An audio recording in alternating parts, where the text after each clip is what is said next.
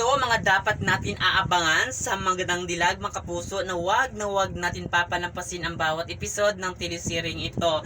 So ngayon ay talagang desidido itong ating bida na maghiganti at ibagsak yung mga taong manloloko na talagang pinagkaisahan siya. Pero paano nagagawin yun kung may sakit ang kanyang ina? Uunahin talaga niya ang kanyang ina kasi nga ang ina ang nagbibigay ng lakas niya para ay magbagong buhay kasama ng mga taong mahal niya. Kaya aabangan natin ito mga kapuso kung magtatagumpay nga ba talaga itong ating bida, kasi ang mga taong kinalaban niya ay hindi rin talaga basta-basta kasi kaya din pumatay para sa kanilang kagustuhan. Kaya yan ang abangan natin at sana nga talaga ay maisakatuparan niya ang kanyang plano sa paghihiganti at talagang ibabagsak niya ang mga taong ito at talagang ibalik niya sa mga putik. Kaya aabangan natin yan, ang matapang na paghihiganti ng ating bida dito sa mga taong abusado na ito.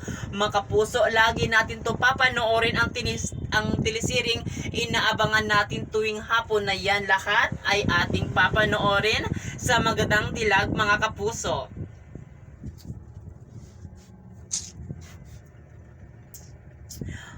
For more updates nga po mga kapuso, lagi lang kayo makatutok dito kasi nga grabe, intense talaga to. May pangyayari ito na hindi natin inasahan na ito ay mangyayari, na yan ay dapat natin abangan. At yun lang mga kapuso, maraming salamat sa panonood sa telesering ito. Thank you!